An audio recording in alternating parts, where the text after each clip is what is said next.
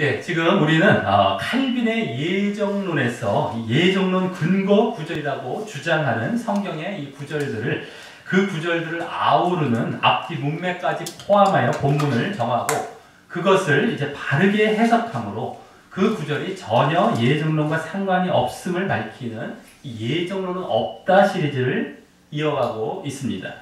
지난주까지 요한복음과 사도행전에서 7본문을 보았었고요. 오늘부터는 이제 그 책들보다 훨씬 더 예정론에서 빈번히 사용하는 구절들이 담긴 이 로마서와 또 에베소서에서 각각 또 4본문과 3본문씩 해서 합해서 7본문을 볼 차례입니다.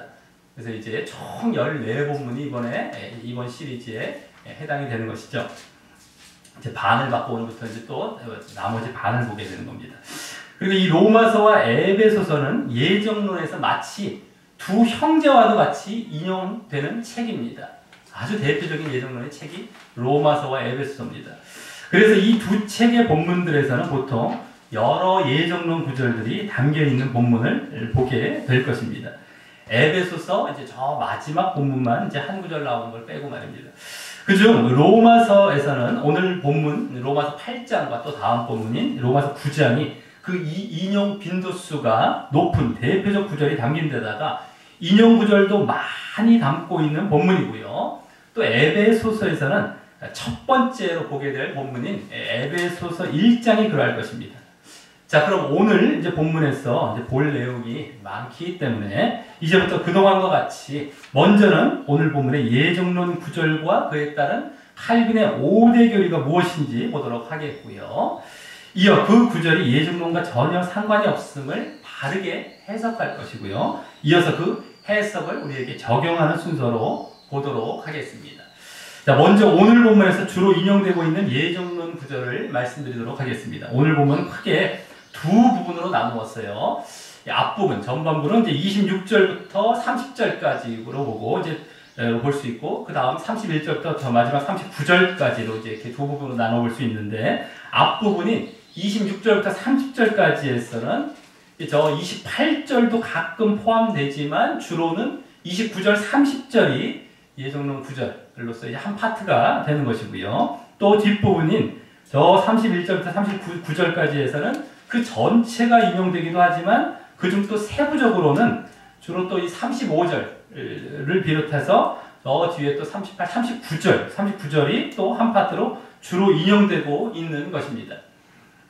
자, 그래서 오늘 예정론 구절은 크게 두 파트로 이렇게 나누어질 수 있는데 그중 앞부분에서는 29절과 30절에 미리 아신, 29절에 미리 아신이란 말과 또 30절 미리 정하신이란 말 때문에 그렇고요. 미리 아신, 예지, 미리 정하신 예정 이거죠.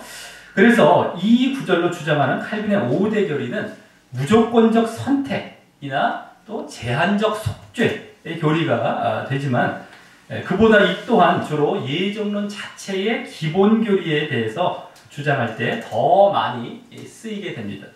그중 주로 기본 교리, 전에도 말씀드렸던 예지 교리에 대해서 라든가 또 예정론의 전제 조건인 구원이 하나님의 절대 주권으로 말미암는다라는 교리, 그런 사실, 하나님의 절대 주권, 이것이 아주 전제 조건입니다. 이들은 절대 주권이기 때문에 하나님께서 모든 것을 다 이루어야 되는데 인간이 무슨 믿음이고 뭐고 필요가 어떻게 거기 껴드냐 이런 주장이에요.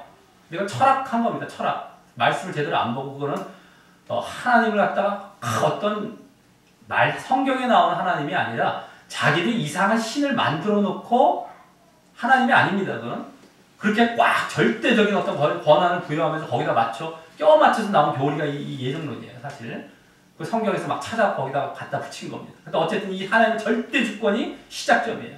그게 전제 조건이에요. 어떻게 하나님이 하시는데 인간이 거기에 어떻게 껴? 이것이 전제 조건인 겁니다.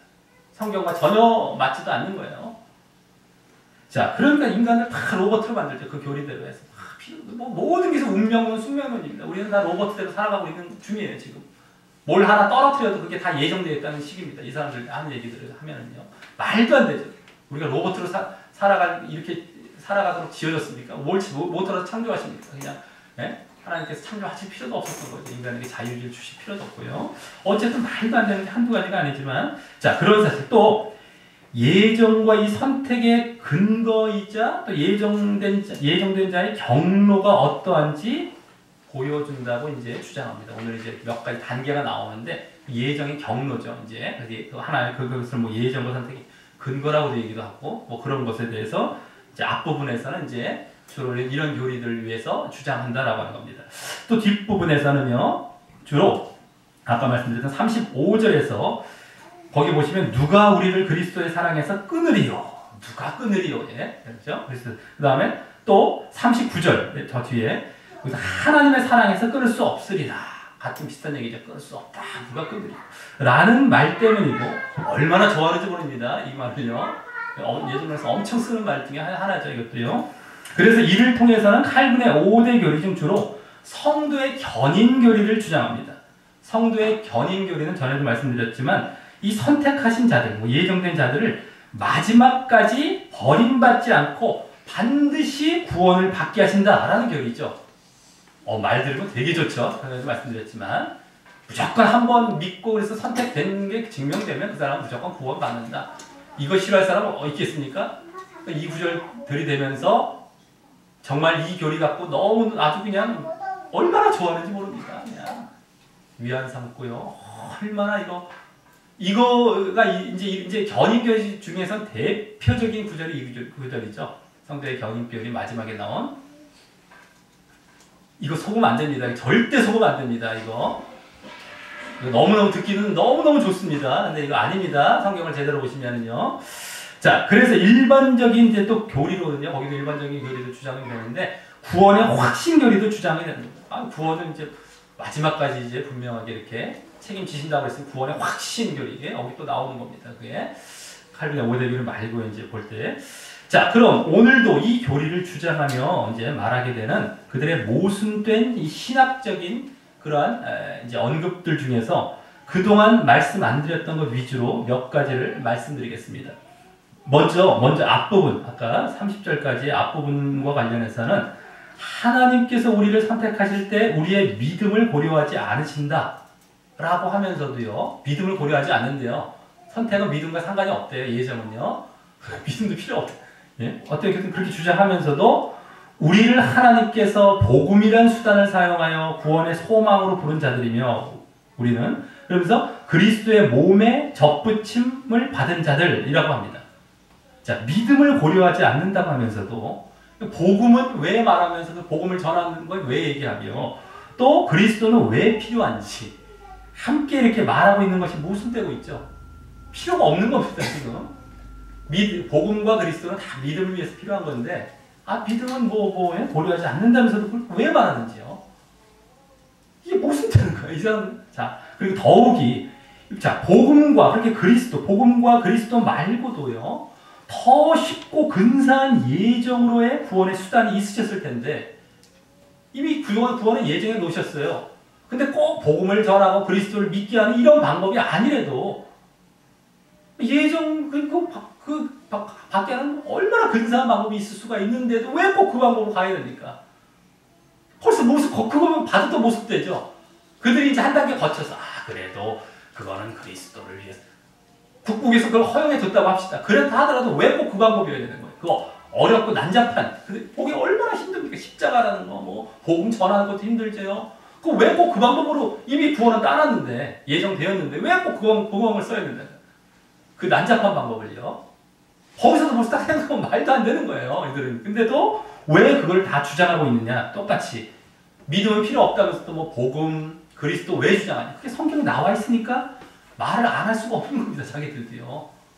네? 그래서 주장하는 건데 자기들 예정교리와는 전혀 안 맞는 것이죠. 이게 정확하게 그냥 모순이 드러나는데 사람들은 그냥 따라가는 겁니다.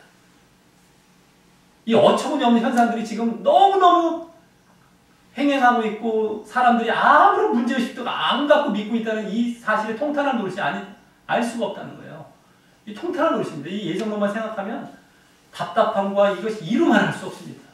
사람들이 얼마나 이걸 갖고 조화하고 쫓아가고 모순이 한두 군데서 발견되는 것도 아니고요. 생각만 이 말들 속에서도 얼마나 이 신학적인 이런 말로 거창하게 써놔요. 근데 앞뒤가 맞질 않아요. 애들도 알 정도입니다. 사실 좀만 생각해 보면요. 자, 그 다음에 또 오늘 그 앞부분 저 29절에 이제 앞부분에서의 이제 29절에 전에 사도행전 2장을 볼 때 말씀드렸던 예정의 순서가 이제 나오는데요. 예지가 먼저 나오죠. 예정의 순서가 나오는데 이들은 예정론이 맞으려면 예지를 주장해야 되기 때문에 전에 말씀드렸었죠. 그래서 하나님께서는 아무 조건 없이 선택하셨기 때문에 예정하셨기 때문에 하나님께서 그들을 아신 바 되었다라는 신학적인 말을 오늘 이 구절을 통해서 오히려 그렇게 반대로 결국 하고 있는 것입니다. 예정을 분명 말씀하는데도 거기는 예지를 굳고 주장해요. 더 나아가 이제 그래서 그 미리 아신 이 예지라는 단어는 특별한 관심을 가지고 미리 사랑하신이란 말과 같은 의미로 이해되어야 한다고 하면서도 예? 이렇게 그와 같이 주장하는 것입니다. 그래서 미리 아시는 미리 사랑하시라고 얘기해요. 그렇기 때문에 예정으로 먼저 본다는 거예요. 예? 그걸 다 그것도 이제 아니죠. 미리 아시는 거나 미리 사랑하시는 거나 다 조건이 있기 때문에 이렇게 아시고 사랑하셨다라고 하는데 그 말입니다. 자, 어쨌든 자, 그럼 전에는 우리가 사도행전 2장에서는요. 예수님께 대한 것이기에 어떤 순서라도 예정이냐 예정이냐 상관이 없었지만 이번엔 사람들에 대한 것이 사람들의 구원에 대한 것이기 때문에 반드시 자기들 주장대로라면 예정이 먼저 나오던가 여기 말씀에도 아니면 예지의 말이 필요 없던가 예지의 말이 필요 없었어야 돼요. 굳이 그렇게 한다면요. 했었어야 맞는데 이렇게 억지 주장을 자꾸 펼치고 있는 것입니다. 이거라도 제대로 보면은 또 그것이 아님을 알게 되는데 그렇게 또 주장하는 거예요. 억지로요. 자, 또 어떤 문헌에는 세 번째로 어떤 문헌에는 이 구절들을 쭉 말하다가 이런 말이 나옵니다. 어떤 말이냐면 칼빈은 이건 뭐 다른 부분에서도 나올 수 있는 말인데 자, 칼빈 예정론을 칼빈이죠. 칼빈은 플라톤, 아리스토텔레스, 키케로 등의 철학자와 어거스틴, 루터 등의 신학자의 영향을 받았다라는 말을 하는 것을 보게 됩니다. 이 철학의 영향을 많이 받았대요. 칼빈이. 그만큼 예정론은 칼빈이 인간적인 철학의 영향을 받아서 만든 인간적인 교리 내지 철학임이 분명히 그 말 속에서 증거되는 것인데도 그들은 그 말을 하면서도 아무런 느낌과 감각이 없이 말을 하고 있는 것입니다. 자신들이 철학하고 있는 것 자체를 모르고 있기 때문에 여기서 많이 보이고 그래서 여기서도 분명히 들어가는 게 보이는데 자신들은 막 그 말을 또 써놔요. 신학적인 말에다가 막 신학책에다가 그 철학도 영향을 받았다고. 그러니까 이 사람들은 다 철학하고 있는 겁니다. 어처구니 없어요. 이 말. 이거 장황하게 그리스도 하나님 어쩌네 써놨기 때문에 사람들은 그래도 이게 성경에 나왔겠지 않은데 아니에요. 성경은 갖고 논 겁니다. 이 사람들은요. 이걸 모르니까 사람들이 다 넘어가죠. 자, 다음 뒷부분과 관련해서는 아까 어거스틴 나왔죠. 신학자 어거스틴이 이제 예정론을 처음 주창했던 사람이긴 하죠. 그 영향을 받은 것도 있습니다. 루터도 마찬가지지만 어쨌든 이제 그건 이제 나중에 본다 할지라도 이 철학자의 영향을 받았다는 겁니다. 자, 다음 이제 오늘 뒷부분 저 31절부터 39절과 관련해서는 그 구절들의 그리스도가 주되게 나오다 보니 예정은 사실 그리스도와 상관도 없는 것이면서도요. 원래는 예정됐다면 그리스도가 있을 필요가 없어요. 창세전에 예정됐는데 무슨 그리스도가 왜 필요가 있습니까? 근데도 칼빈은 이렇게 얘기합니다. 칼빈은 택함에 있어서 그리스도의 역할을 그 선택받은 자를 위한 관리자와 수령자의 역할에 제한시키지 않고 성부 하나님께서 그 택함 받은 자를 아들을 통해서 선택하신 것으로 간주한다라고 합니다. 이 또한 한 입으로 두 마디 모순된 말을 자신들이 직접 버젓이 하고 있는 것이죠. 사실 그리스도는 자신들 그 예정론대로 한다면 관리자와 수령자의 역할밖에 안 되는 것인데 자신들도 그걸 얘기한 거예요. 근데도 필요도 없어요. 주된 어떤 이 주님이 되실 필요가 없습니다. 관리자와 수령자 정도. 자기들도 그 얘기를 해요. 생각해보면 그게 나오. 근데도 불구하고 그 말을 내뱉으면서도 성경에는 그와 다르기 때문에 주로 나오는 게 그것이 아니라면 성경에 나오는 말을 이게 하는 거예요. 두 마디 하는 거예요. 이게 지금 앞에서는 분명히 자신들도 깨림직하게 이렇게 말을 해놓고 한 것을, 그리고 뒤에서는 성경에 나온 말을 합니다. 또 그렇게 해야 되는데 눈 가리고 아웅하는 거예요. 자신들도 이런 말들이 예정론에서 얼마나 많은지 모릅니다. 자신들도 막 말하다 보면 논리대로 쭉 가다 보면 딱 와요. 딱 종착지에 딱 와버려요. 그럼 자기들도 틀렸다는 사실을 말하고 있어요. 근데 뒤에다가 성경에 나온 그 원래 예정론이 아닌 그 사실을 갖다 붙여놓고 이제 그래야 된다 하고 억지로 믿어라 이런, 이게 말이 됩니까? 이런 말이 신학창에 엄청나게 많아요. 그리스도가 주가 아닌 것밖에 안 된다는 얘기를 해놓고 자기들 또 주가 된다는 성경에 나오는 진짜 예정론과 상관이 없는 그 얘기를 갖다 붙여놓고 이것대로 이것을 붙여야 된다는 거예요. 그러니까 억지로 이게 하나로 믿어래요. 이 말도 안 되는 얘기들을 한두 군데서 하는 게 아닙니다. 근데 사람들은 그걸 보고서 또 그게 모순된 말이라는 것도 모르고 꿀꺽하고 그냥 받아들이고 에라 모르겠다고 믿어요. 왜요? 이 교리가 너무 좋으니까 믿는 거예요. 그냥 억지로 그들도요. 교리 자체는 그대로 가져가면 너무너무 좋거든요. 신앙생활 하는 것이 막 그냥 대충 멸망의 그 길로 가는 거짓 믿음인데도 불구하고 그게 너무너무 좋죠. 자기를 안 죽여도 되고 자기 부인하지 않아도 되니까요. 그래서 좋아서 믿는 것 뿐입니다. 근데 그건 멸망의 길이죠. 자기들은 좋아할지 모르지만 멸망의 길입니다. 예? 그러니 그것을 받아들이는 거예요. 그들은 그냥 모순된 것도 무시하면서요.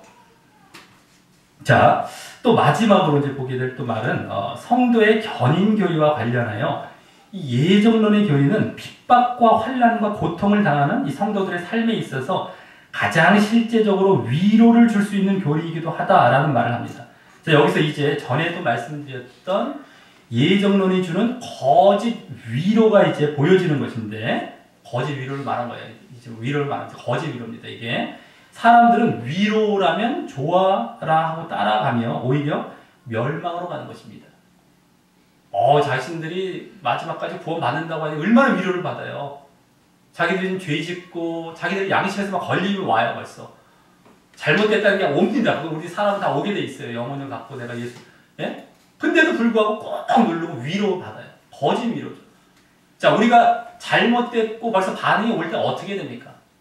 낮아져서 막 회개해야 되는 겁니다. 애통해 하면서 회개하고 그 죄를 용서만 해달라 그러면서 그 죄의 자리에 다시 나가지 않고 이래야 되는데, 죄와 막 죄를 짓고 세상 쫓아가고 육신적으로 살아가요. 전혀 믿음과 상관없는. 그러면서도 아유 맞아, 나는 구원 따랐어. 위로 이게 진짜 위로입니까? 이게 위안입니까? 진짜 위로입니까? 멸망으로 나갈 위로죠. 큰일 나죠. 억지로 꿀꺽하고 믿는 거예요. 그냥 그러면서 자기 위로받았대. 교회만 가면 거짓거를 가르치니까 자기가 오히려 양심에 걸림이 있다가도 교회 와서 그 위로받고 간대요. 거짓 위로입니다. 그대로 가면은 멸망으로 가는 거예요. 양심은 완전히 마비되고 굳어버리고 무뎌지고 전혀 이제 죄를 깨닫지도 못하며 그대로 가보면 마지막에 무조건 지옥입니다. 뭐 명백합니다. 자기들은 아니야 아닐 거야 자기들이 세뇌해요. 자기들이 막 무조건 지옥이다 100%입니다. 이거는 뭐. 근데도 그렇게 주장하는 거예요. 그리고 거짓 위로를 억지로 자기에 싣고 가는 거예요. 오히려 거기서 막 내가 근심해야 됩니다. 회개해야 돼요. 위로를 받는 자리는 근심과 회개가 끝나고 나서 하나님께서 정말 용서해 주시고 내가 다시 거기 돌이켰을 때 진정한 위로가 거기 나오는 거거든요. 위안이라고 했을 때 그 뭐 위로라고 할 것도 없고 평안이 옵니다. 다시. 그리고 내가 바른 자리로 다시 돌아가고, 그것이 잠시 입술로 고백하는 뭐 약간의 회개도 아니에요. 따박따박 이런 회개가 아니죠. 정말 마음을 찢으면서 애통해하면서 내가 결단하고, 그게 하루아침에 끝나지 않아요. 몇 시간이 걸 수도 있고, 예? 몇 날이 걸 수도 있습니다. 근데 그 과정을 거쳐 이것을 통해서 오히려 진정한 위로라면 위로, 평안이라면 평안자리에 들어가고 하나님의 바른 신앙의 길로 걸어가야 되는데, 이건 다 죄를 눌러버리고 잘못된 걸 다 눌러버리고 그 위로 간다는 거예요. 엄청 멸망. 이 예정론이 그 역할을 하는 주범이다. 자, 이걸 분명히 이제 아시기 바라겠고요. 자, 그럼 다음으로 이제 오늘 본문 전체를 바르게 해석하면서 그 구절들이 예정론과 상관없음을 밝힐 것이고요. 이어서 그런 과정 가운데 보여진 교훈을 우리에게 적용하는 순서로 계속해서 이어가도록 하겠습니다. 오늘 본문은 어떤 맥락에서 나온 말인지 잘 알고 보아야 바르게 해석되는 본문입니다. 흔히 신학에서는, 그리고 또 특히 예정론에서는 보고 싶은 부분만 잘라보며 신학을 만들거나 자신들의 교리를 끼워 맞추는 식으로 보기에 제대로 못 보고 있지만 그러지 말고 말입니다. 자, 그럼 오늘 본문의 맥락을 알기 위해서는 저 로마서 1장부터의 전체적인 흐름 가운데 오늘 본문의 위치를 알아야 하기 때문에 이제부터 잠시 로마서 1장부터 여기까지의 내용을 요점적으로 말씀드리겠습니다. 우리가 전에 로마서를 강의한 적이 있었기 때문에 그것을 또 바탕해서 말이죠. 자, 이 로마서는 바울 사도가 이 전도 여행으로 로마 교회를 여러 번 가고자 했지만 아직까지 길이 막혀 있어 그 전에 그들로 하여금 바른 믿음 가운데 있게 하고, 그래서 나중에 그 로마 교회를 선교의 거점으로 삼고자 미리 복음의 내용을 전달하고 있던 서신서이기에 처음부터 그 복음이란 말을 언급하며 이 복음에 대해 1장 전반부에 비중 있게 말하게 됩니다. 복음의 핵심적인 내용은 한마디로 믿음으로 의롭다함을 얻는다라는, 한자어로는 일명 이신, 믿음으로써 칭의, 의롭다함을 받는다, 이거인데요. 더 정확하게 말해서 복음과 그 핵심인 그리스도에 대한 계속된 믿음으로 그 의롭다함을 인정받아 구원을 향해 나아가는 것이었습니다. 믿음으로 구원받는다는 것인데, 이제 의롭다함의 단계가 이제 그 앞에 또 있죠. 어쨌든 또 믿음의 대상은 그리스도이고요. 그래서 복음하면은 믿음으로 구원, 아주 간단합니다. 근데 믿음의 대상은 이제 그리스도고 또 구원은 의롭다, 이렇게 이런 말로도 쓸 수 있다는 것이죠. 자, 그래서 복음에는 믿음과 이 의, 즉 의를 얻음이죠, 이 밀접한 관련을 갖는 두 주요 요소로 담겨 있음이 보여집니다. 믿음과 의 내지는 믿음과 구원이죠. 복음은 그렇게 보시면 간단합니다. 복음을 헷갈릴 필요가 없습니다. 자, 이후 1장 중반부터, 거기가 이제 1장 중반까지 나왔고 1장 중반 이후부터 이제 5장 중반까지에서는 이방인이나 유대인 모든 사람이 율법으로 인한 정죄를 받은, 죄를 지는 거예요. 범죄와 그로 인한 하나님의 심판 가운데 있다라는 사실과, 그러므로 이 로마서의 핵심 주제인 믿음으로 말미암아 의롭다 하심을 얻는다는 사실을 논증하게 됩니다. 율법은 이제 결국엔 정죄를 받아요. 그래서 심판까지 나가는, 왜 그렇습니까? 율법의 행위를 온전히 다 우리가 지킬 수가 없기 때문에, 율법을 행위로 지킬 수가 없기 때문에, 그래서 율법의 행위라는 말을 합니다. 그때 이제 행위라는 말만 쏙 빼갖고 우리는 행위가 필요 없어요, 이렇게 예정론이나 이렇게 주장하게 됐죠. 그 말이 아닙니다. 율법을 갖다가 완전히 지킬 수 없다라는 어떤 차원이고, 그것이 이제 사람을 정죄 가운데 나아가게 한다는 거예요. 네?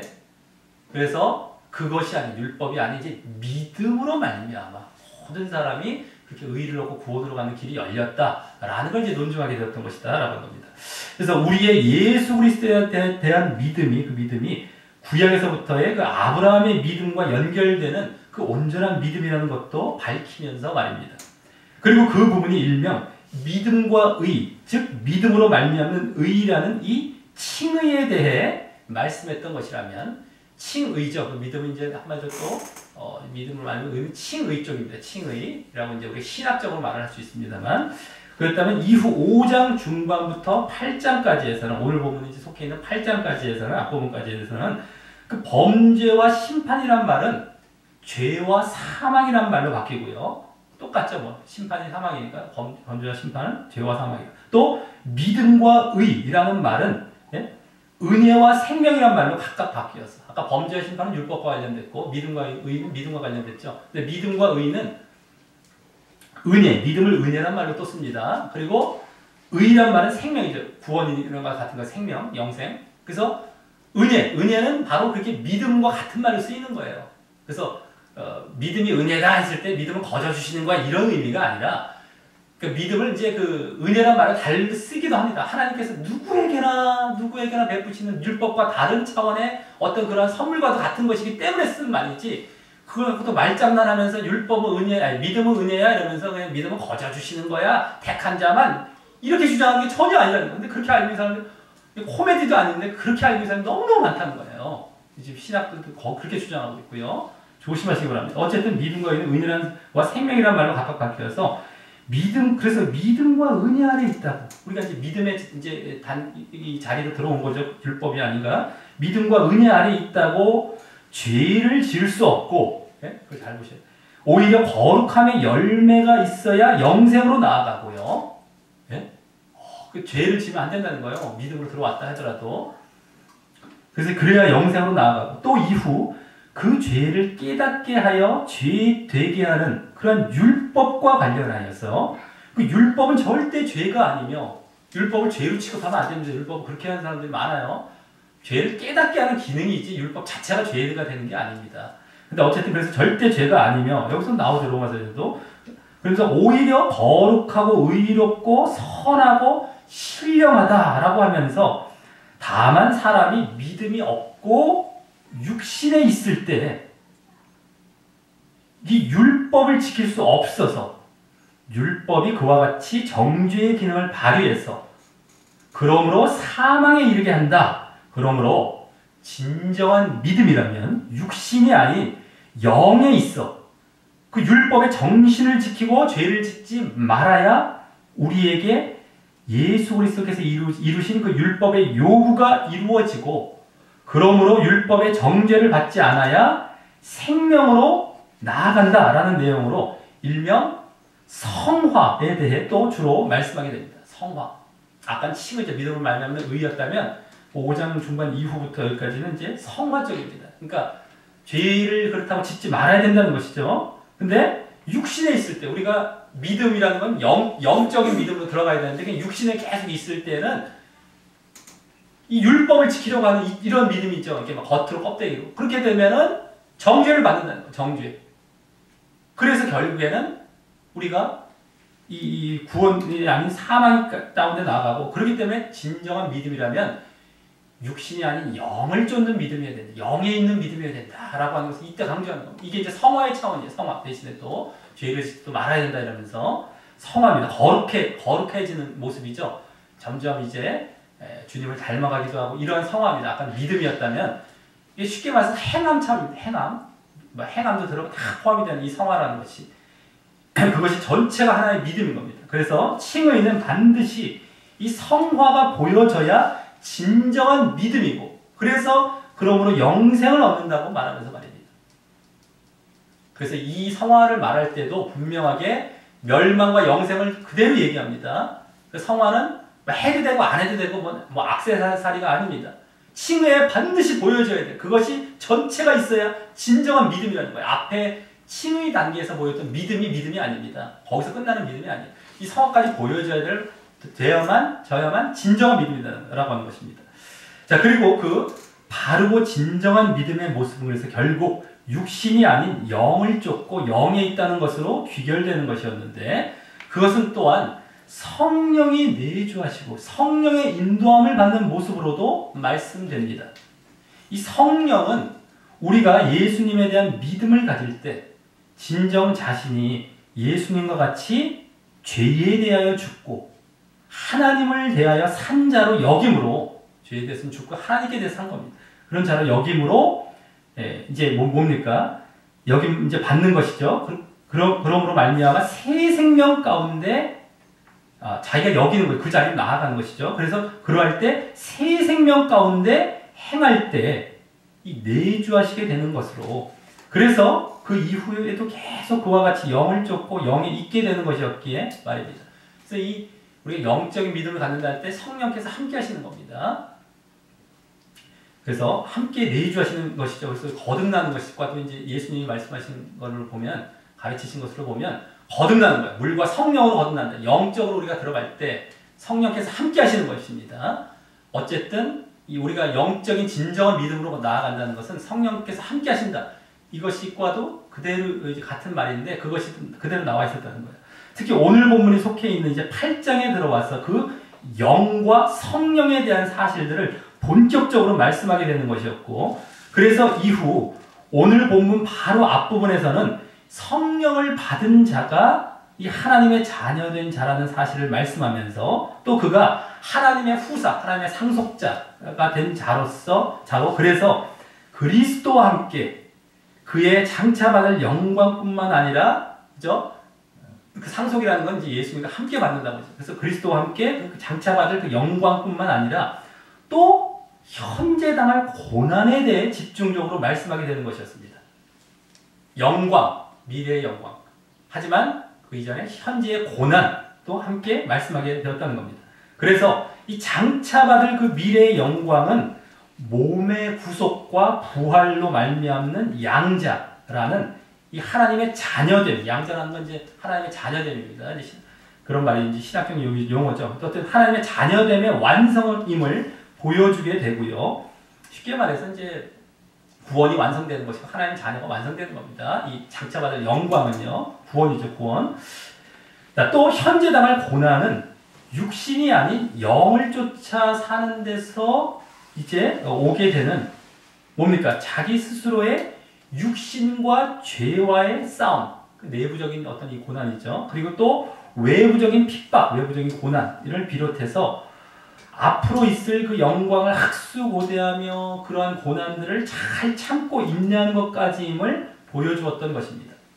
그러면서 그때의 초점은 영광보다는 고난에 더 비중을 두어 이 미래의 그 영광을 받기 위해 반드시 현재에 고난이 있을 것이라는 사실과 하지만 그 고난을 영광을 소망하고 학수고대하는 일명 소망의 믿음을 지속하고 참고 인내해야 한다고 했던 것입니다. 고난을 잘 인내해야 된다. 그래서 그 고난의 인내도 이 성화의 모습에 포함되는 것이었고요. 이 8장까지 계속 이제 성화에 대해서 나왔던 건데 고난을 인내하는 것까지 들어가는 겁니다. 우리가 영적인 믿음을 가질 뿐만 아니라 그것도 다 성화. 자, 이러한 이 믿음으로 의롭다함을 받되 칭의답니다. 그 믿음이 육이 아닌 영을 쫓는 믿음이고 그래서 또 율법의 정신을 지키고 죄를 짓지 않는 성화가 보여져야 한다는 가르침 가운데 특히 8장에서는 또한 고난도 인내하는 그러한 성화가 보여야 한다는 그런 맥락이 이 앞가지의 맥락인 것이고요. 이제 영적인 믿음은 반대로 육과 싸움입니다. 그때 고난도 오고요. 또 우리가 영적인 믿음을 가지면 어때요? 자기 스스로 싸울 뿐만 아니라 육적인 믿음을 가진 자들이나 육신에 매여 사는 사람들로부터 핍박이 와요. 그래서 고난을 얘기하게 되는 것으로 볼 수가 있는 것이죠. 어쨌든 영적인 믿음을 가져야 된다. 네? 그래서 죄도 짓지 않고 육과 거에 구별되어 살아야 된다라는 것. 그러면서 오게 되는 고난까지 이제 말씀하게 됐던 거예요. 그러니까 우리가 믿음이라는 건 그렇게 쉽지 않다는 겁니다. 오히려 고난도 있고 그 과정을 거쳐 나가야 된다는 것이 진정한 믿음이요. 그거를 다 진정한 믿음과 함께 얘기해주면서 그 성화 어떤 차원에서 얘기해주고 있었던 것이 이 8장까지입니다. 그죠? 5장까지는 잠깐 뭐 믿음으로 말하면 의를 주로 얘기했고요.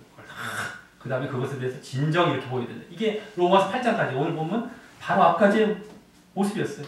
자, 그 가운데 오늘 본문은 이 바로 앞부분에 계속 이어서 그 미래의 영광과 현재의 고난을 말하고 있는 본문이면서 또한 다시 그 고난을 참고 인내해야 한다는데 그 초점을 두고 전개되는 본문입니다. 영광과 고난입니다. 간단히 말씀드리는데 영광은 미래고요. 그죠? 고난은 현재죠. 영광은 구원이고요. 현재 고난입니다. 간단한 겁니다. 어렵지 않습니다. 자, 그래서 그 가운데 고난을 참고 또 인내해야 된다는 데 초점이 있는 거예요. 오늘 본문도요. 사실은요. 자, 이런 맥락을 모르고 보게 되면 이게 무슨 구원과도 아니 고난과도 관련되고 영광 이게 잘 안 보이죠. 사실은요. 근데 이런 맥락이 쭉 흘러왔던 건데 이걸 모르고 보게 되면 오늘 본문이 그냥 똑똑똑 잘라서 엉뚱한 신학 논리를 펼치는데 휘말리게 되는 거예요. 그런 본문으로 잘못 쓰이게 됩니다.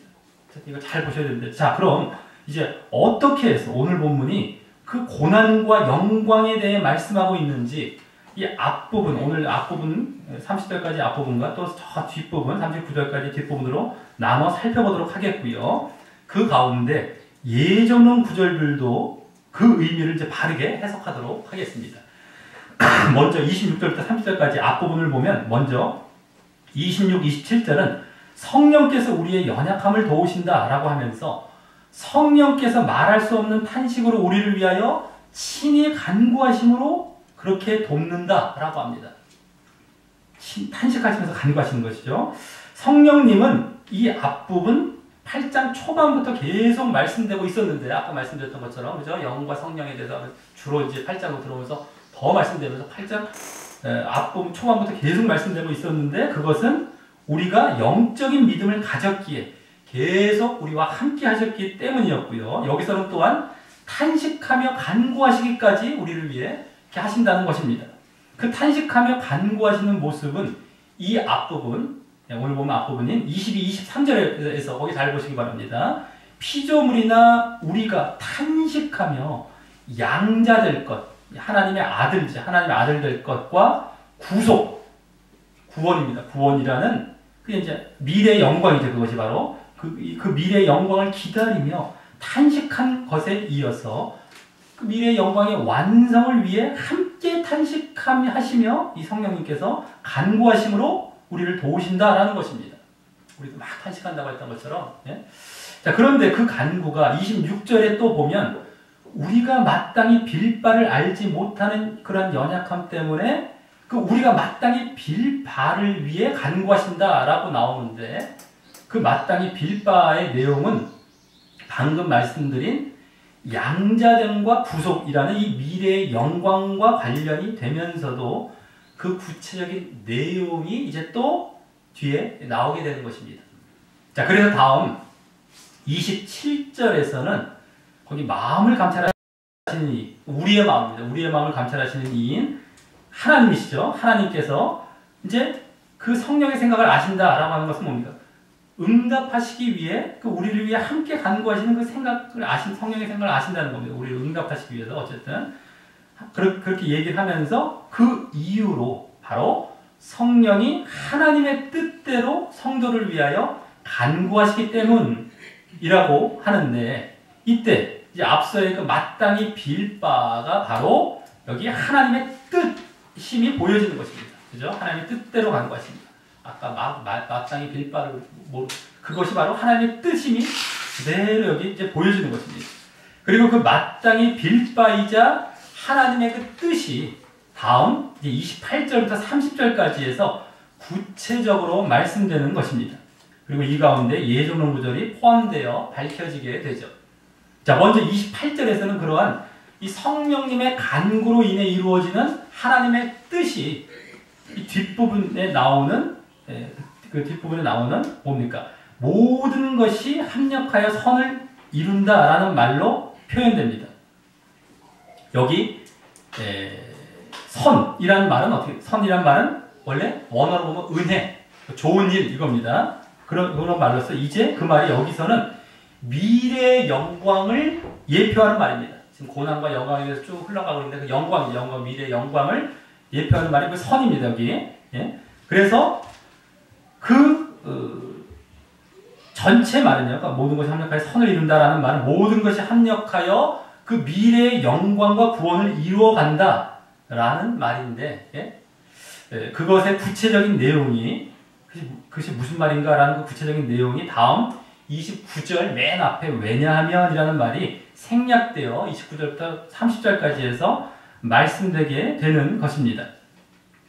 자, 그런데 그 전에 여기 28절에서 그렇게 모든 것이 합력하여 선을 이루게 됨을 받는 대상이 앞부분에 하나님을 사랑하는 자라고 하면서, 네? 그것을 다시 뭐라고 합니까? 곧 그 뜻대로 부르심을 입은 자들이라 라고 설명하는데,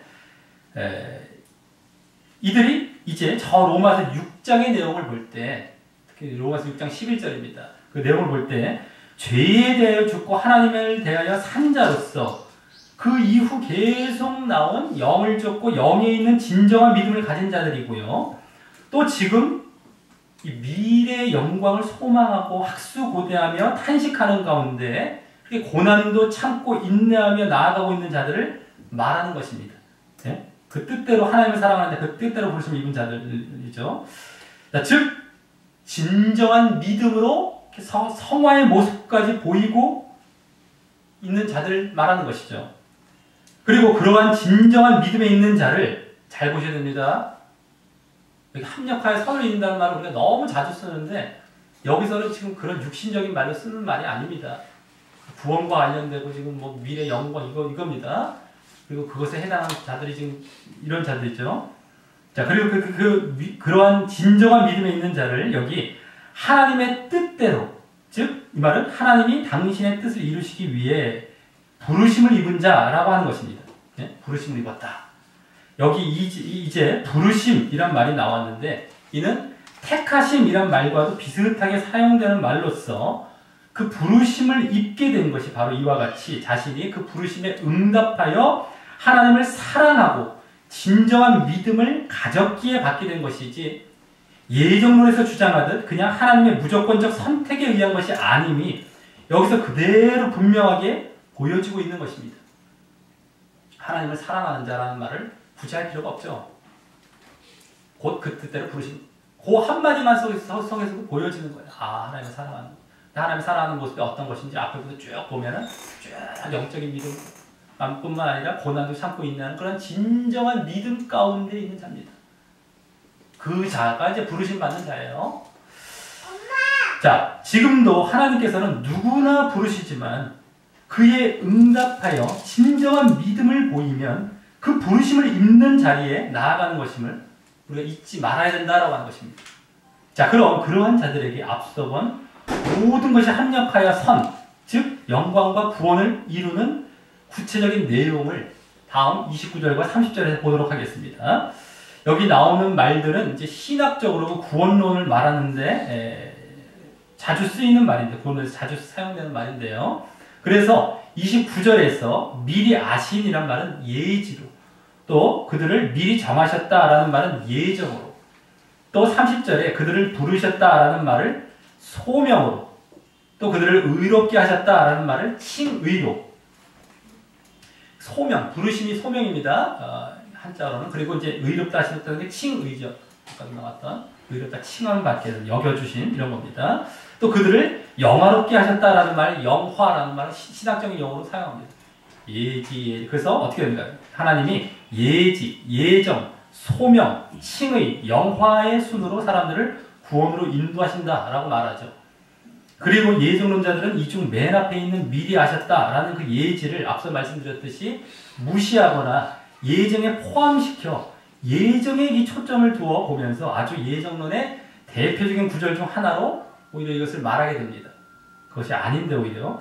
자, 그리고 나머지 그 뒤에 소명과 칭의와 영화의 과정으로 구원으로 이끌어 기필코 구원을 이루게 하신다라며 견인론도 주장하면서 말입니다. 자, 예정에서 끝나야 되죠. 이들 말이라는. 왜 소명과 칭의와 영화의 단계가 왜 필요하겠습니까? 예정에서 끝나버렸었어요. 거기서 이제 예정이 영화가 돼야죠. 예정이 구원이 돼야 되고요. 그것도 여기서 또 이제 말도 안 되는 겁니다. 자, 어쨌든 자, 하지만 여기 나온 그 내용들은 뭡니까? 나온 그 내용들은 이 쭉 5단계들은 앞서 보았듯이 성령님의 간구로 인해 이루어지는 하나님의 뜻이자. 이게 하나님의 뜻입니다. 아까부터 마땅히 빌 바 하나님의 뜻 이겁니다. 이 뜻이자 또 모든 것이 합력하여 그 미래의 영광과 구원을 이루어가는 그러한 그것에 대한 구체적인 내용인 것입니다. 이게 다른 것이 아닙니다. 이게 지금 하나님의 뜻으로 지금 이루고자 하셨던 것이고 모든 것이 합력하여 그렇게 선을 이루는, 구원을 이루는 그 단계를 지금 보여주는 것입니다. 그 내용입니다. 자, 그리고 여기서 또 주목할 것은 하나님께서 이와 같은 과정을 허락하시는 그 대상은 모두 여기 보면 그들 뭐 이렇게 나오면 다 복수형이죠. 그래서 어떤 개인을 말하는 것이 아니라 바로 공동체와 단체를 말하고 있다는 것입니다. 그래서 오늘도 공동체 예정과 계획인 것입니다. 그 배경 자체는요, 밑바탕은요.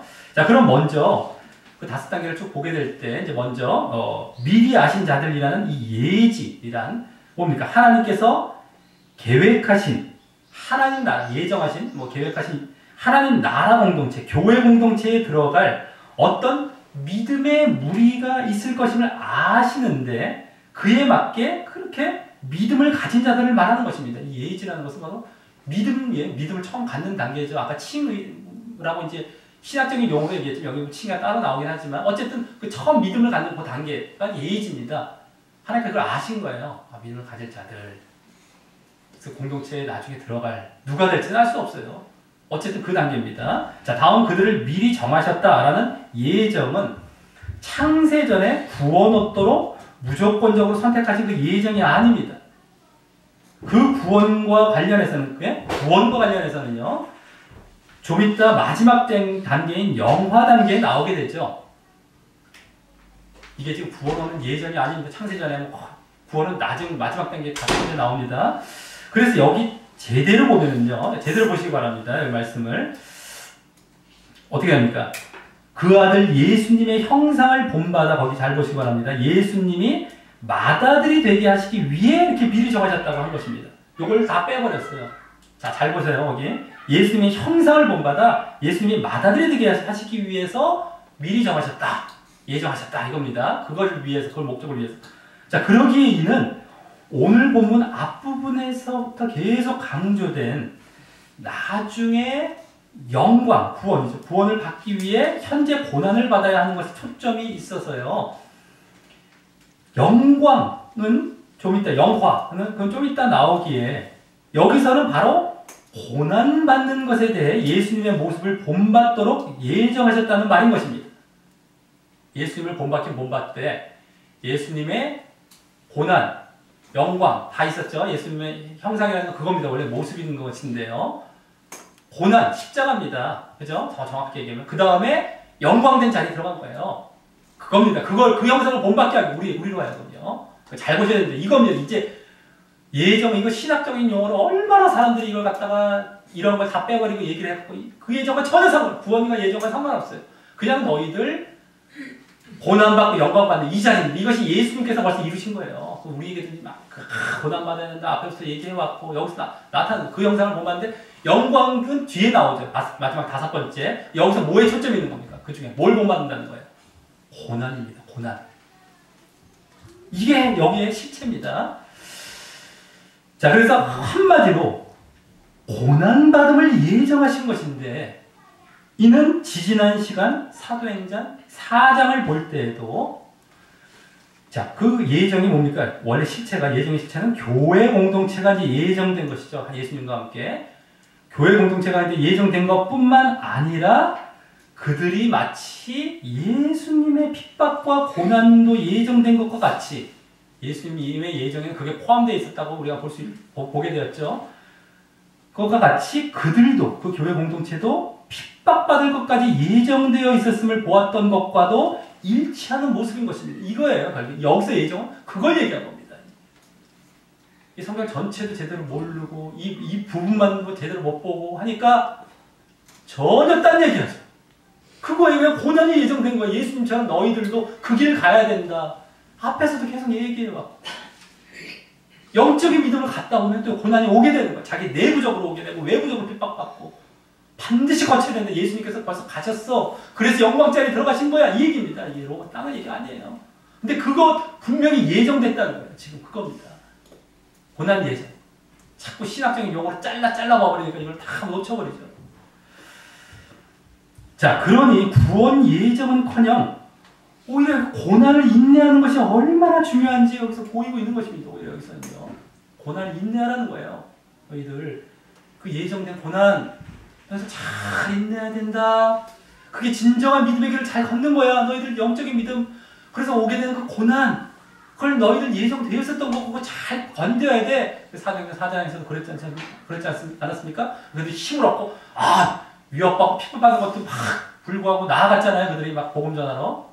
네? 하면서 너희들 잘 견뎌야 돼. 이걸 보여주는 겁니다. 그걸 오히려 강조하고 있는 게 말인 거예요. 자, 다음 30절은 이제 세 번째 단계로 뭡니까?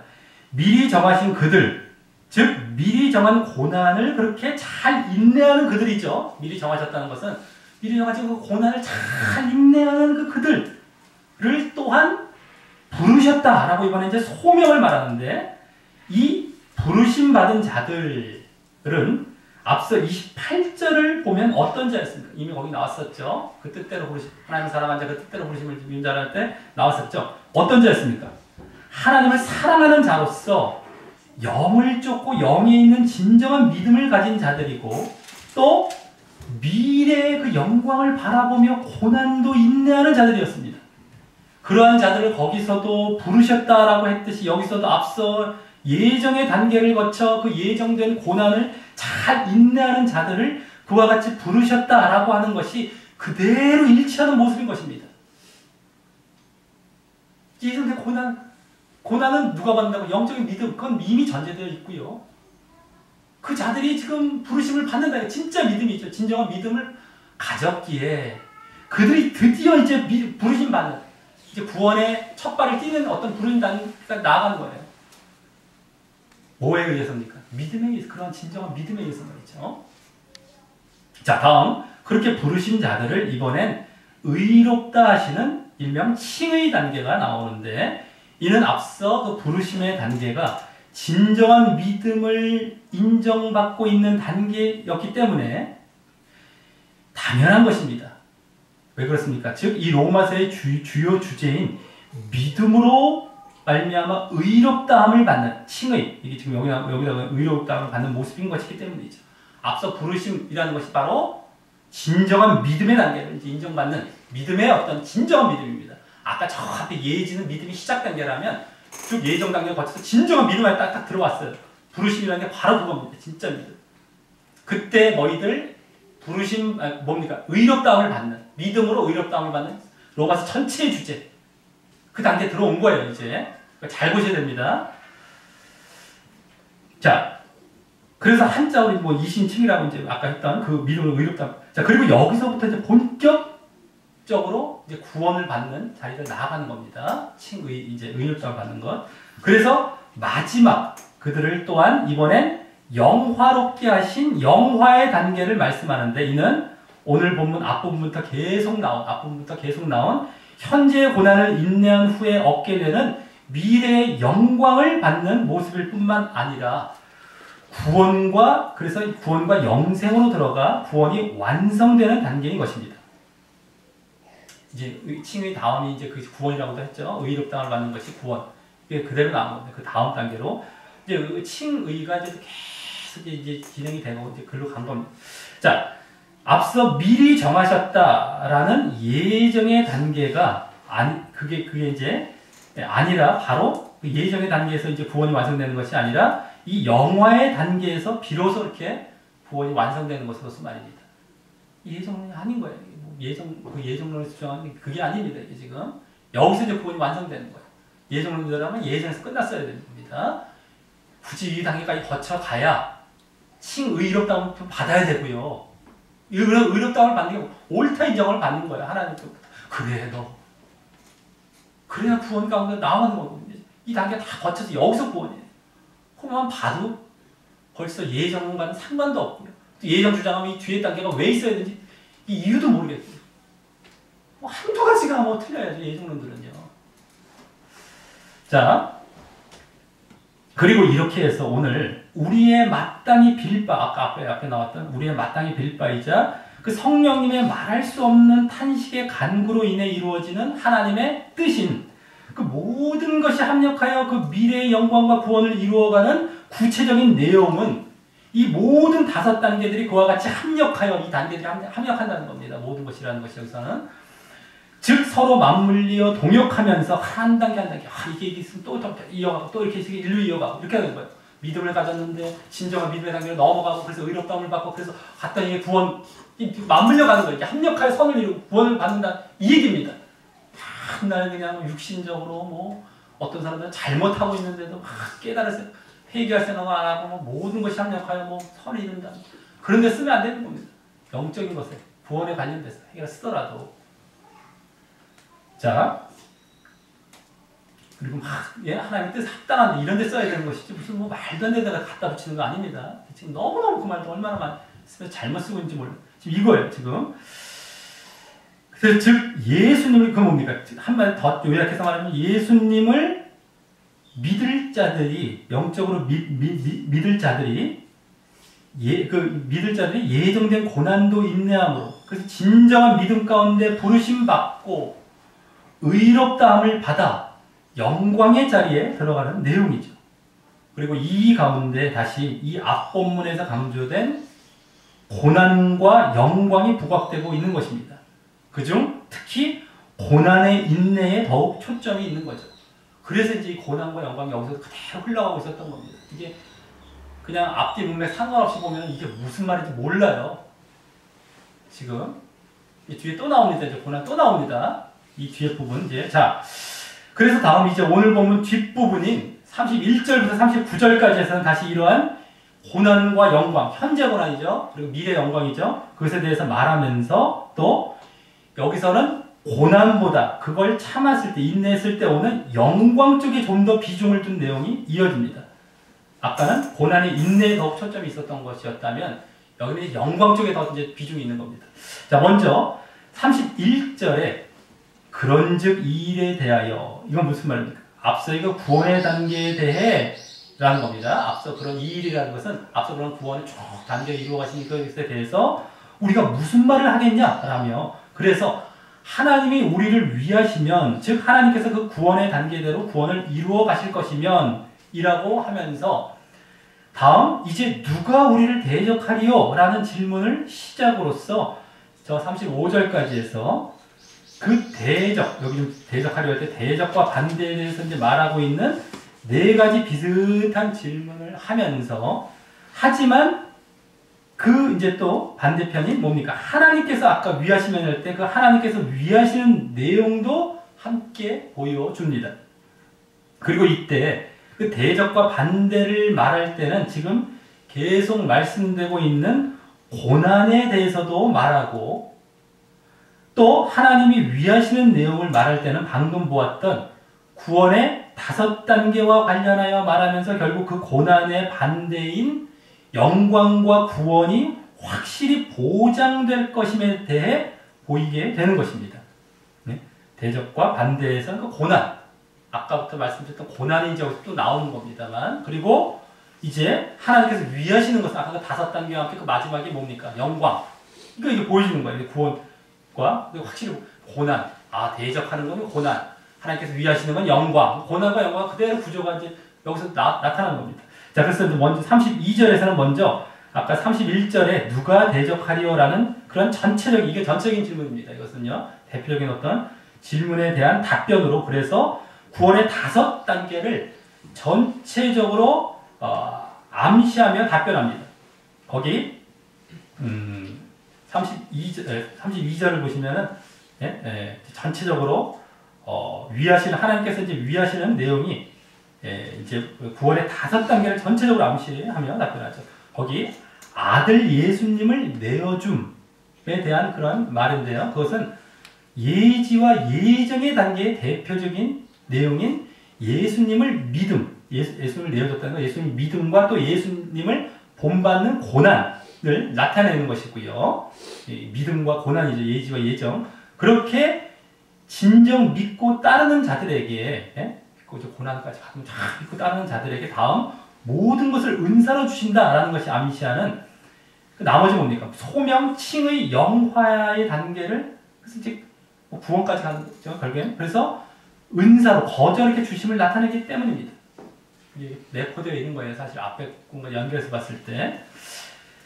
그래서 5단계가 다 보여진 것이고 다음 33, 34절은 누가 송사하리오와 또 누가 정죄하리오라는 둘 모두 잘 보시면 송사와 정죄 아까 비슷하면서도 누가 대적이 아니라 여기서 누가 송사 누가 정죄 이렇게 얘기하면서 송사와 정죄는 뭡니까? 둘 모두 법정에서 쓰이는 말로 된 그 대적과 반대의 질문을 하는데요. 이는 사단 마귀가요 바로 뭘 갖고 송사한다고 그러고 뭘 갖고 정죄한다고 얘기하겠습니까? 정죄? 정죄? 앞에 보면 로마서 앞에 보면 정죄, 범죄, 송사, 소송한다, 정죄, 죄졌다. 뭘 갖고 했겠습니까? 마귀가 뭘 갖고 마귀가 이제 추측을 한 거겠지만 뭘 갖고 송사하고 정죄하겠습니까? 바로 율법을 지키지 않은 것에 대해 앞에서도 로마서 흐름을 쭉 봤죠. 율법은 정죄하는 기능이 되는 거죠. 근데 율법을 지키지 않은 것에 대해 그와 같이 송사하고 정죄하려는 모습을 나타내는 것이고요. 그 율법을 지킨 것과 같은 율법의 요구가 이루어지는 것은 어떨 때였습니까? 대신에 육신을 좇지 않고 즉 몸의 행실과 죄를 죽이고 영을 쫓는 영적인 진정한 믿음 가운데 있을 때 이루어진다고 하였기 때문에 이 두 대적과 반대의 질문은 우리가 늘 영을 쫓으면서 오게 되는 내부적으로 겪는 육신과 죄와의 싸움이라는 고난도, 내부적인 고난이죠. 고난도 내포된 질문인 것입니다. 고난을 자 이제 우리가 겪고 있는 거야. 견뎌내고 있는 건데 누가 송사하고 정죄하려 얘기를 하는 거죠. 그래서 그렇기 때문에 진정한 믿음 가운데 이게 내포된 질문인 것이에요. 하지만 그에 대해 하나님이 위하시는 내용도 또 볼 때에 그 33절에서 거기 잘 보시기 바랍니다. 33절에서는 택하심은 아까 부르심이란 말과 같은 쌌습니다. 아까 5단계에서 그 말과 또 의롭다 하심이란 말을 통해서 앞에 구원의 단계 5단계 중에 3번째와 4번째 단계인 소명과 칭의를 보게 하는 것이고요. 소명과 칭입니다. 또 34절에서는 그리스도 예수의 다시 살아나신 부활을 말하는 것을 통해서 구원의 단계 마지막 5번째인 영화를 말할 것입니다. 부활이 이제 뭡니까? 구원이죠. 마지막 완성되는 그 영화입니다. 영화. 자, 이 소명과 칭의와 영화는 그래서 이렇게 3가지 34절에 다 보여진 이 소명과 칭의와 영화는 구원과 직접 관련되는 단계이면서 어쨌든 하나님께서는 그 구원과 영광을 확실히 보장하실 것임을 볼 수 있는 것입니다. 여기서 그대로 이제 구원과 영광을 확실히 보장하실 것을 나타내고 있는 거예요.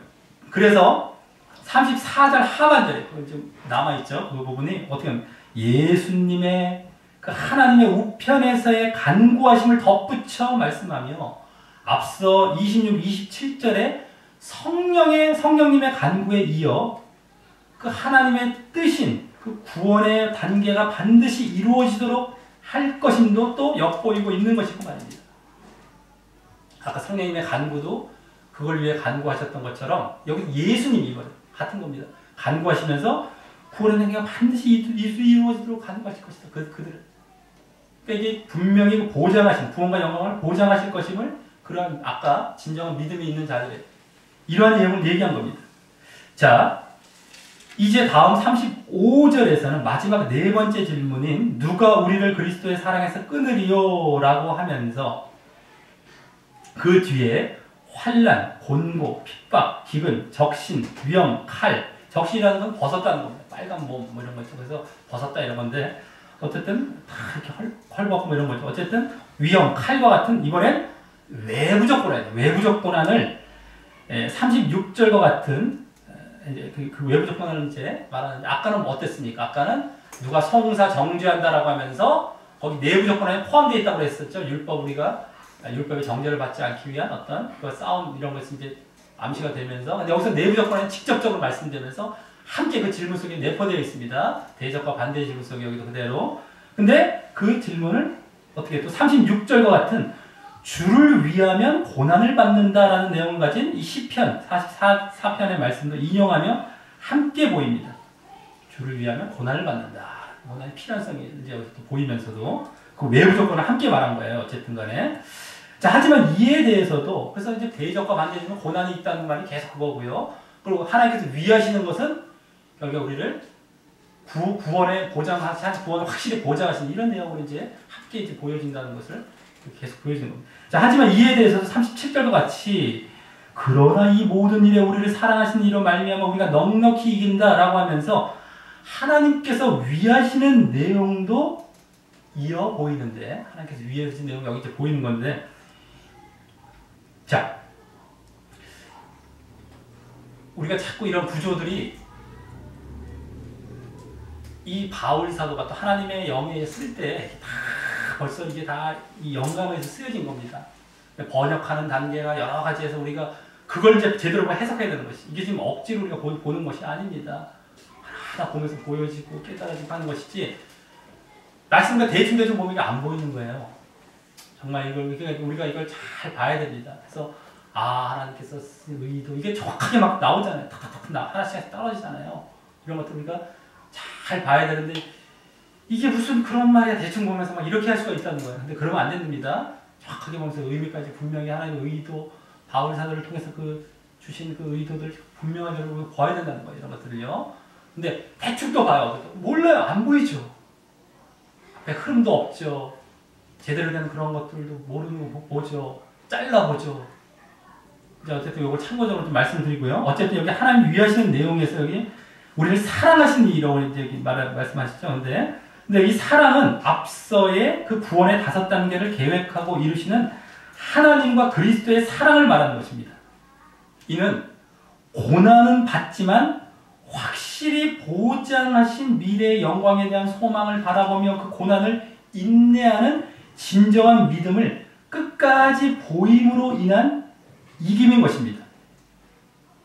구원의 아까 5단계를 통해 확실히 보장하신 그 미래의 영광에 대한 소망을 바라보며 그런 인내한 그런 진정한 믿음을 끝까지 보임으로 인한 그 이김입니다. 그래서 그 사랑은 아까 구원 5단계를 계획하고 그 이루시는 그 사랑을 말하고 그것에 따라서 분명히 그 소망을 갖고 그 영광에 대한 소망을 갖고 그 믿음을 끝까지 보이는 이것을 지금 얘기한 것이에요. 이게 지금 이것도 딱 잘라보면은 사랑으로 넉넉히 이긴다.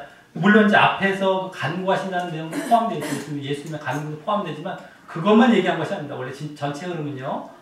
구원의 5단계를 주셨고 그걸 반드시 이루어질 것. 근데 그것을 그 사랑 안에 그 사랑을 바라보며 우리가 믿음의 길을 잘 걷는 거예요.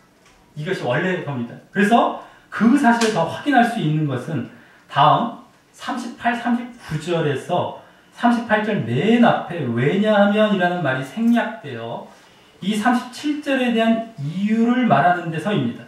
그래서 더 보여집니다. 뒤에 이제 거기 한마디로 뭡니까? 내가 확신하기 때문이라고 말하는데 바울 사도가 이는 저 39절 뒤에 나오듯이 뭘 확신한다? 우리를 우리 주 그리스도 예수 안에 있는 하나님의 사랑에서 끊을 수 없음을 그렇게 확신하기 때문이라는 말로 이는 그만큼 바울 사도가 지금까지 주로 말했던 그 아들 그리스도를 통하여 구원의 5단계를 허락하신 하나님의 뜻에 담긴 그 하나님의 사랑에 대해 잘 알고 있기에 한 말이기 때문입니다. 그래서 아주 그걸 확실히 보장하실 것을 안다는 거예요. 이렇게 단계를 지나가면서 분명히 영광까지 그 사랑을 거기서 끊을 수 없다는 것이죠. 네? 그걸 분명히 안다는 거, 아는 겁니다. 알고 지금 하는 말입니다. 그래서 그걸 통해서 이제 우리가 이 사랑을 받는, 그래서 이기는 자리 가운데 나아가는 것을 얘기한 겁니다. 자, 그리고 그 중간에 나오는 10가지 항목이 있죠. 37절부터 39절 그 사이에 나오는 10가지 항목이 있습니다. 38절. 그것은 38, 39절에 그것은 앞서 마귀를 비롯한 내부적, 외부적 고난의 내용 등 그 대적이 될 만한 것 중 그 나머지 것이라고 할 수 있는 모든 것들을 말한다고 볼 수 있는데, 그래서 거기 사망, 생명, 이 생사의 문제나 또 천사들, 권세자들 같은 영적인 문제들, 또 현재일, 장래일 같은 시간적인 영역, 또 뭡니까? 높음과 깊음 같은 공간적인 영역, 또 능력, 또 아무 피조물, 이런 다른 모든 피조물까지 언급하고 있는 것입니다. 모든 대적이 될 만한. 근데 그거에도 그것을 보장을, 그렇게 하나님께서 이루어 가시는 그 구원의 단계들을 어떻게 막을 수가 없다는 거예요. 끊을 수 없다는 거예요. 분명히 그것은 이루고 보장해 주신다는 겁니다. 이렇게 갔을 때. 자, 그래서 이 39절이 성도의 견인이나 구원의 확신 같은 예정론을 말하는 구절이 아니라 한번 예정받았으니 까지 이런 것이 아니라 고난도 참고 인내하는 진정한 믿음 가운데 있을 때 그 구원의 5단계들을 허락하신 사랑으로 인해서 결국 분명히 영광과 구원 가운데 나아가게 하실 것을 보장하심을 보여주는 구절인 것입니다.